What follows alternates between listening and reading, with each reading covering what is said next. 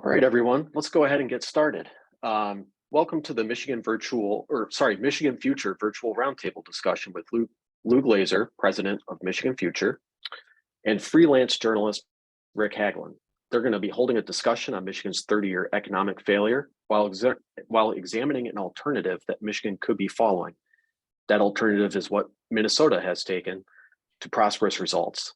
The aim is to look at how Michigan's leaders have pursued economic policy over the prior decades and what they could be doing in the years to come.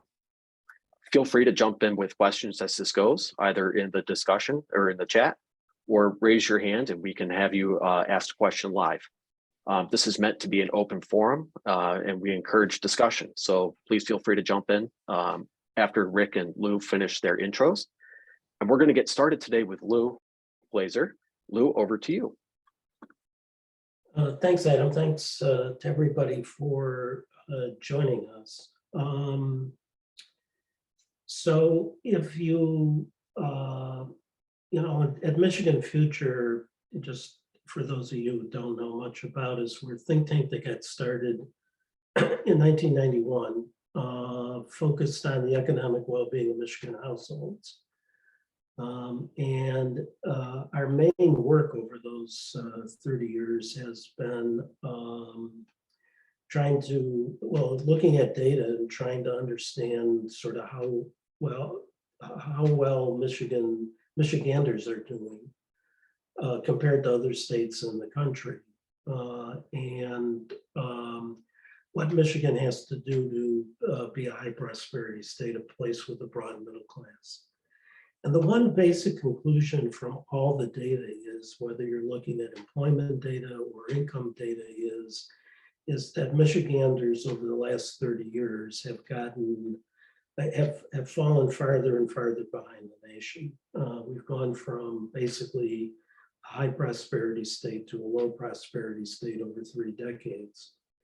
And what I think is important in the data is that the trend has continued irrespective of who's been in political power in either Lansing or in Washington. This has happened when sort of the Democrats have controlled the governorship or the presidency, or the Republicans have controlled it.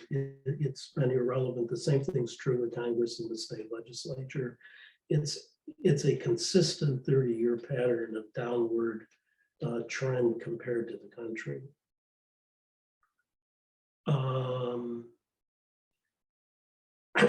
The other thing from our perspective that also has been true, Rick did a piece for Cranes in the last, a few months ago, that looked at sort of the state's economic policy since 1992, 92 being the year that General Motors moved a auto manufacturing plant to Texas out of Willow Run. That's when we put in place sort of the policies so the other thing that's interesting is for those 30 years, Michigan has basically pursued the same economic strategy, which has largely been focused on competing for factories, particularly auto factories, and doing that with low business taxes and big incentive packages. And once again, that's been true on a bipartisan basis. And we've been talking and writing about this. I did a couple of posts on this recently, but then came a couple of months ago, this startling reality that in June and July, Minnesota has had the lowest unemployment rate in the history of state unemployment rates, 1.8%. In July, Michigan was at 4.3%. Minnesota also is like 5th in labor force participation. Michigan is in the 40s. And wages in private sector wages in Minnesota are like 5%, $5 an hour higher than Michigan. So if Michigan had the same unemployment rate and the same labor force participation rate as Minnesota, there'd be 630,000 more Michiganders working today.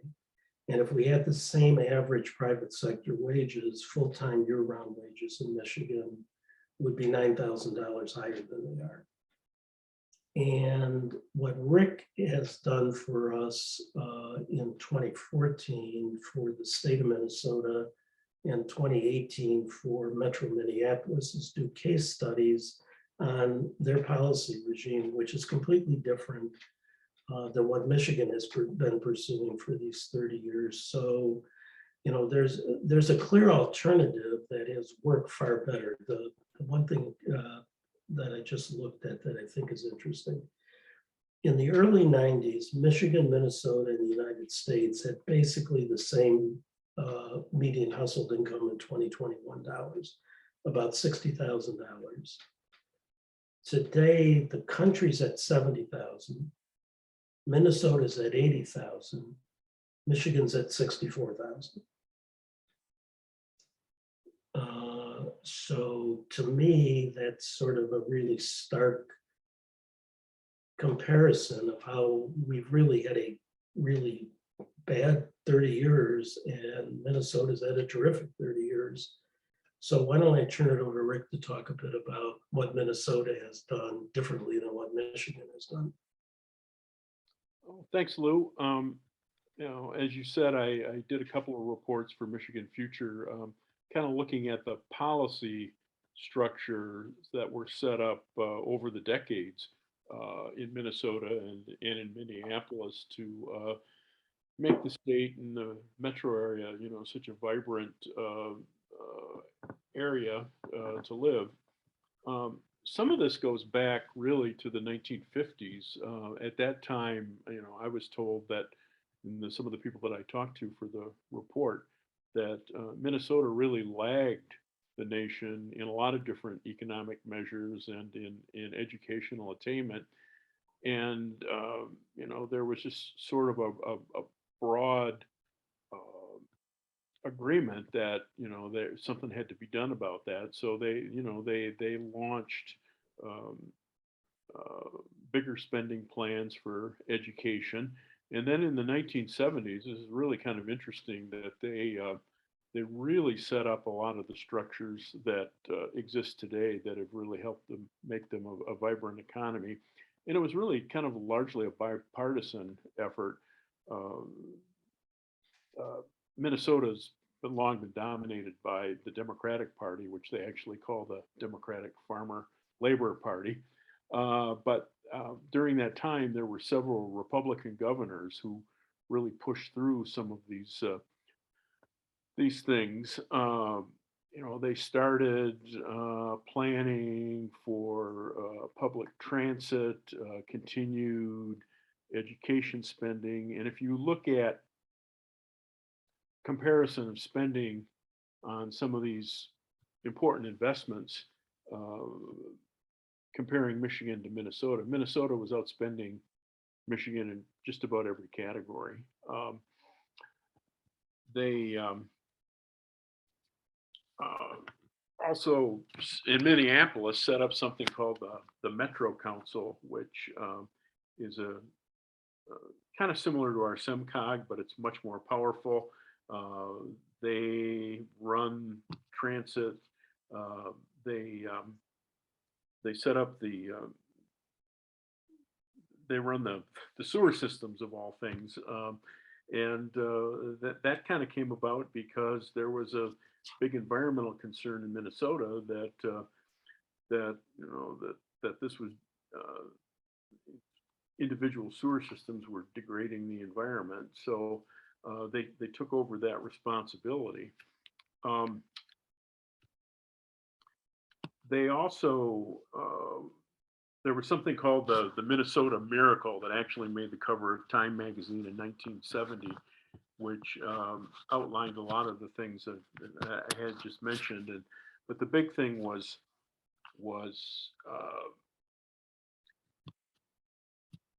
taking over the state's responsibility largely for funding education, which Michigan did about 25 years later. So I think, you know, as Lou mentioned, I think the result of that, as Lou said, the result of that has really been a higher standard of living. Minnesota ranks really among the top states and the highest in the Midwest in terms of per capita income, and many other quality aspects of life. Higher educational attainment. I think the latest census numbers that I saw showed that Minnesota has about 39% of adults have a bachelor's degree. They rank 12th in the country. Michigan is 31.7%. We rank 32nd. So I guess I will stop there, and we can take some questions. Rick, maybe talk a little bit about sort of this headquarter concentration in Minnesota too, sort of all these sort of knowledge-based companies that are, I mean, that's the major difference between the two economies. Yeah, they have, well, at the time that I did the reporting, I think Minnesota had 18 Fortune 500 companies. They had the highest number of Fortune 500 companies per capita of any state. And one of the interesting things was that I think all but one were homegrown. This was not a situation where Minnesota went out and, threw a bunch of incentives at companies to get them to move their headquarters to Minnesota. In fact, I mean, they use economic development incentives like everybody else, but they're not nearly as aggressive as many other states in that regard. I guess basically because they don't have to be, because they've got so many other positive aspects going on. One of the things I wanted to maybe we can get started and ask Lou is, if you look over this 30 years, even though there's a lot of evidence that this path that Michigan has taken has not worked as well as Minnesota's, why do you think that that message hasn't gotten through, and that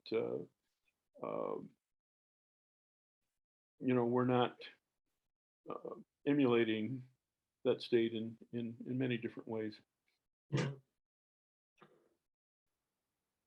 So a couple of things. I mean, I'm not sure that, I mean, that's been a great mystery to us as well. I'm not sure I really know the answer to that. I do think that it's worth sort of asking elected officials, candidates for office, that question as well, kind of thing. I mean, the data of Michigan's decline, and particularly in Minnesota rise, is sort of pretty clear. And yet we keep, sort of doing the same sort of policy regime on a bipartisan basis that hasn't been working. I mean, I think a lot of it has to do, though, with the stories that we tell ourselves about sort of Michigan's economy and sort of how we got rich in the 20th century kind of thing, which is largely a story about making things, right? It is sort of high-paid factory jobs. I think the reality is that what made Michigan rich was not making cars, it was inventing both the vehicle and the way we make the vehicle. That really what 100 years ago we were Silicon Valley. We were the place that was creating the next economy, and that was driven by sort of the knowledge part of the auto industry. And if you look at the auto industry today, nobody knows this. You're the one that pointed this out to me, Rick. General Motors today has more white collar employees than blue collar employees, and the white collar employees are far more concentrated in Michigan than the blue collar employees. And the white collar employees make more money. And yet somehow or other, we have structured an approach to the economy that is based on sort of the production side of the auto industry, not the pre and post production side, sort of the knowledge side of the auto industry. And that, and it's the knowledge jobs that are now the growing high wage jobs in the economy. The reason Michigan has been declining for 30 years is that we're way behind the country in growth in the knowledge part of the economy. You know, that knowledge part of the economy that's requires people to have you know, 4-year degrees or above, and also the placemaking component that Minnesota's been pretty successful with. I mean, do you see signs of progress in those areas in Michigan? Yeah. So just to contrast Michigan and Minnesota, I mean, the basic lesson that I learned from Rick's reporting on both Minnesota and Metro Minneapolis is their economic strategy for 50 years has really been public investment based. They simply, particularly public investments in education from birth through college. Minnesota was the first state to invest in early child education. And over that period, they spend substantially more than we do in education. And then and when we say placemaking, it's sort of creating places, making public investments to create places where talent wants to live and work. In terms of where Michigan's at, I mean, we've been a laggard in early childhood, K-12 and higher education compared to Minnesota for this whole 30-year period. You know, so I'd say on that, the messaging is still increasingly, you know, that other people's kids don't need 4-year degrees, even though the evidence is that the most reliable path to the middle class is 4-year degree. The encouraging sign is this new needs-based scholarship program that the state just passed, which is really the first time in a decade or more on a bipartisan basis that you've got agreement in the legislature to make a substantial investment in higher education, particularly 4-year degrees. On placemaking, sort of the places that have done this, including Minneapolis, the single most important placemaking investment is transit. And on that, the state is like nowheres. So I think maybe there's some progress on 4-year degrees and no evidence of progress on placemaking.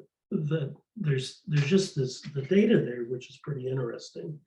There's just this new report out that the Washington Post did a big feature on, and the Detroit News, that Michigan has 14% recent college graduates living in the state than graduated from Michigan universities. So we're minus 14%. There's like 9 states that are positive.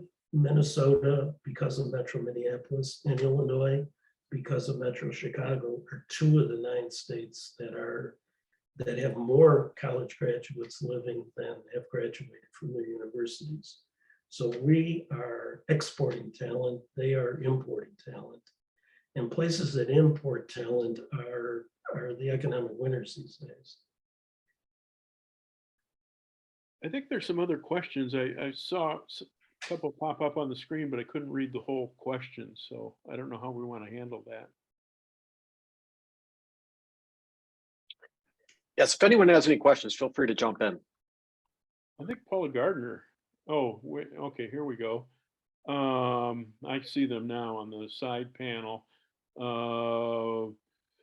Paula Gardner is asking, Michigan had the 1 state recession right before the Great Recession. How much traction did Minnesota gain during that time? Conversely, how much did we lose, or has their strategy been more recent and in a path that we could have followed? The one I'm not sure I totally understand that question, but the one kind of interesting aspect to me when I was doing the reporting was, um, if you go back to 1976, when the Bureau of Labor Statistics really started keeping those records, Minnesota has never had a month where it had a double-digit unemployment rate, and you know, a lot of that had to do with the diversity of the economy and the talent that they had that could pivot. You know, if one employer maybe was laying off, another one was hiring, and they had the talent to respond to economic ups and downs. I don't know if Lou had something more of that, or if that answered the question. Yeah, so let me answer that, and then I want you to talk about the different approaches that Dayton and Snyder took to taxes, because I think that's an important part of the story coming out of the Great Recession. So, so if you do a graph of median household income, if that's sort of one of the better metrics of sort of economic well-being. First of all, the Michigan so-called lost decade, Don Grams and I from the University of Michigan have always described it as a one industry recession. Michigan's economy and goes up and down with the fortunes of the Detroit Three, and the Detroit Three had a horrible decade kind of thing, which affected the Michigan economy. But if you look at median household income, between 2000 and 2007, Michigan's median household income did not tank. I mean, it sort of plateaued, it didn't rise. So if you look at the two graphs of real median household income from 90 to 2021, the 7 years before the Great Recession sort of don't stand out as, where sort of Michigan's trend is basically flatline and a little up, and Minnesota for that whole 30-year period is going up. So that's not the reason. It's not what happened in those 7 years that defines the differences between the two states. It's sort of a steady 30-year climb from Minnesota and a steady 30-year sort of plateauing from Michigan. I think also if I understood Paula's question a little better, I think what happened with Minnesota is their recession was more like the national recession. It lasted a couple of years or year and a half, whatever it was, and they did not have that prolonged 10-year downturn that we had. Yes, it's just that it turns out the downturn was more in a rising unemployment rate than it was a declining household income. So our income held up even though our unemployment rate went up. I guess I was thinking about policy decisions though too, and how, like what sort of foregone opportunities were there out there, as we were like recognizing that we stood alone and that the decisions we didn't make at the time, or Yeah, I think exactly. So, I mean, if you so the one thing that's interesting about Minnesota through that entire 50-year period really is basically they did not cut taxes. Dayton actually raised taxes on the wealthy, but basically they've had reasonably high taxes for that whole period. Michigan did cut taxes. So, when we got into the Great Recession, we basically the biggest cuts were in higher education and in revenue sharing. So education and placemaking sort of got slaughtered during the Great Recession. And then they also declined after Snyder cut the business taxes. So they have consistently followed a public investment agenda. We have consistently followed a low tax agenda. And that's been true in good times and bad times, when Republicans have been in control and when Democrats have been in control. I mean, Rick in his Crane's article wrote about this big expansion of tax incentives that Granholm did, so that, it's been pretty consistent. And so not investing in sort of education from birth through college and not investing in placemaking is the path that Michigan chose not to follow. And because we didn't follow it, we're not competitive in the high growth, high wage knowledge part of the economy. One of the things that was kind of interesting about Minnesota back in, I think it was 2003, when Mark Dayton was governor, and he was a Democrat, and I believe the legislature was also controlled by the Democrats at the time. So it was, they wanted to raise taxes, and that was easier to do it. But Minnesota has a graduated income tax system, and they raised the top rate 2 percentage points from 7.85 to 9.85. And there was a lot of outcry from the business community at the time. It's saying, well, this is gonna drive rich people out of the state. Businesses are gonna leave. And there have been studies since then that have shown that the number of people who are filing in that top tax rate has actually gone up, not down. I do want to, sorry, go for it, Lou. Yeah, and their economy didn't collapse. I mean, No. once again, I mean, it's when I mentioned this to people, the 1.8% unemployment rate that they had in June and July, it's 1.9% in August. People are astonished. I mean, it's not like Minnesota, because they're a high tax state, is got a lot of people that are looking for work. I'd like to call on Danielle James. She raised her hand first, and Yes, hi, I'm Danielle. I'm with MERS. A lot of what I've heard today has been, economic stagnation, but has there been anything that's changed in the past 20, 30 years that's hurt the state compared to, I guess, national in Minnesota? Sure. So I think, look, the basic trend is that is this transition from a sort of factory-based economy to a knowledge-based economy. And Michigan, the thing that stands out is Michigan is way under concentrated compared to all of the high prosperity states in the growth of knowledge-based enterprises. And when we say knowledge-based, it's not just technology, it's healthcare, education, finance and insurance, sort of business and professional services, and this category called information, which is media, both old and new, and software and telecommunications. That suite of industries is where sort of good paying jobs are now concentrated, and Michigan's under concentrated in them. So our problem over 30 years is that we're not participating in the growing high wage part of the economy.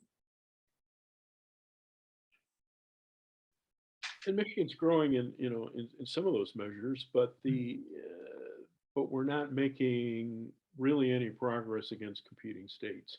Right. We're just sort of in that measure just been kind of treading water. Yep. I'd like to go to, sorry, Danielle. Oh, I was just saying thank you. Kyle Davidson, I believe you had your hand up next.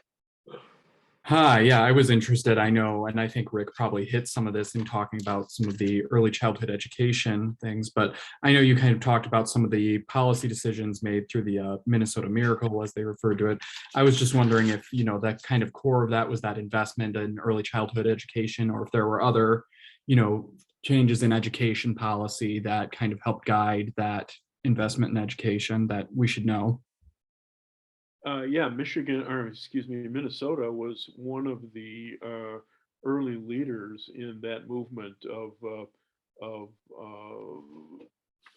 investing in childhood education.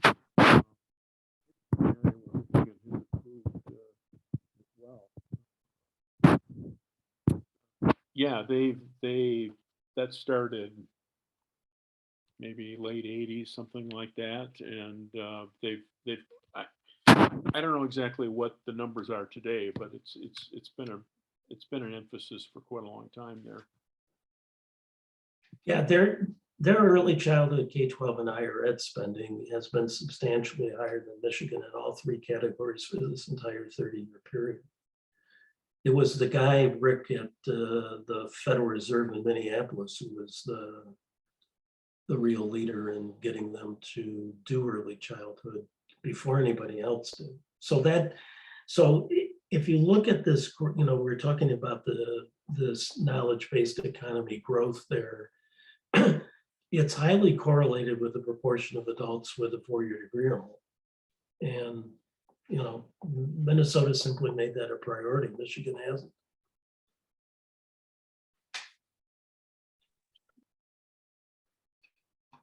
Great, Thanks, thank Kyle. Riley Began, I believe you had the next question. Hey guys, thank you so much for doing this. This is Riley with the Detroit News. I have a two-part question. I wondered if you could talk a little bit about how you think the Whitmer administration has done in sort of addressing some of these issues that you're talking about and investing in our long-term economic future. And then second, what you make of these investments that have happened over the last few months through the SOAR fund, the battery projects, the GM projects, et cetera, if that's sort of just addressing the symptoms or if that's going to help long-term too.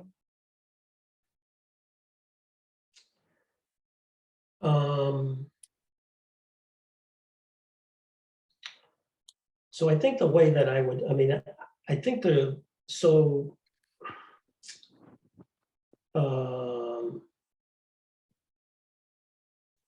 what I would say is in the Whitmer years, both the administration and the legislature. And so, sort of because what's interesting about the approach to Michigan's economy we've taken over the 30 years is how bipartisan it's been.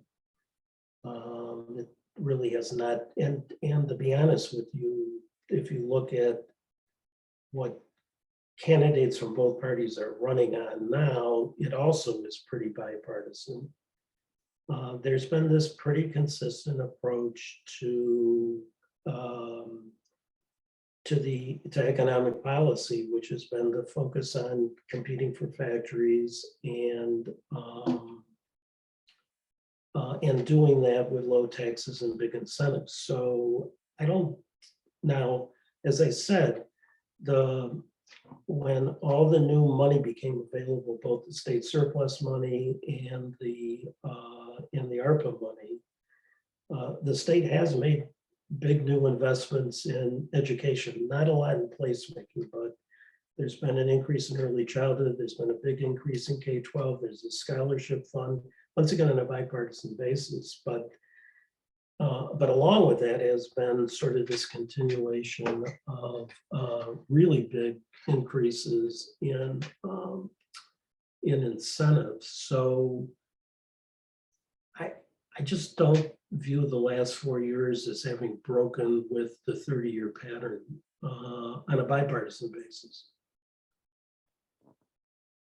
Well, I think one of the things I could say about the Whitmer's approach, and a lot of this has to do with the fact that we've just got this unprecedented budget surplus of like $7 billion, but she has at least begun to reverse the cuts in higher education and in Yes. state revenue sharing. Both of those areas have just, really taken huge cuts over the past 10 or 15 years prior to that. So, I mean, I think you have to credit her for that and recognizing that those are, important areas to become more vibrant. And one of the things in particular in terms of placemaking, maybe it's not really thought of as placemaking, but I do a little work on municipal finance issues, and one of the things that many communities have really been encouraged about is the extra money that is going to help them, fund their pensions, which Yep. is, one of the biggest problems that a lot of cities in the state are dealing with, and the amount of money that they have to put into those funds to try to make them whole is money that can't be spent on other placemaking initiatives. So I think there's some positive news there. Yep.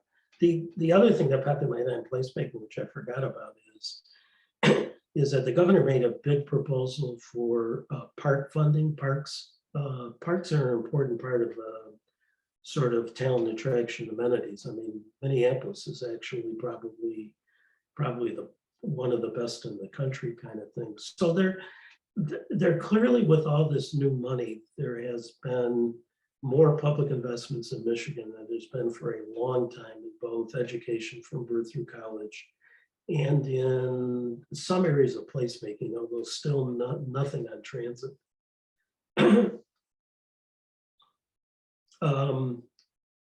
I mean, in terms of the battery plants, it's good news. I mean, we want as many battery plants as we can get and electric vehicle assembly plants that we can get.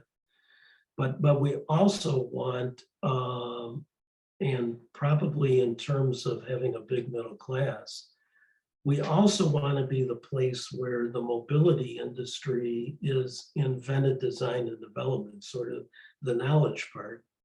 And Ford's laying off 3,000 sort of knowledge workers is not a good sign. And they, almost all of which were in Michigan, and then they've sort of publicly said they're going to lay off 8,000. If the, and then, we've been talking a lot about Rivian moving their headquarters from Michigan to California, which sort of nobody covered.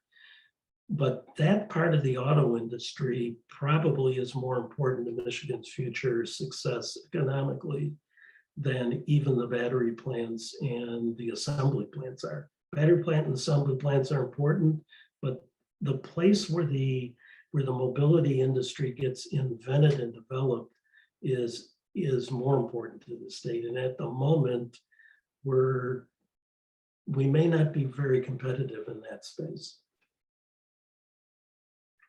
And largely because we don't have the talent. Both Mary Barra and Jim Farley are defining their companies as software companies.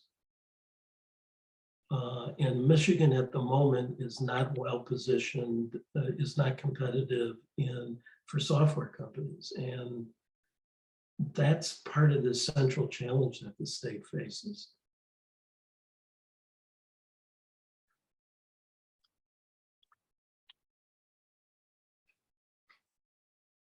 Were there any further questions that people had?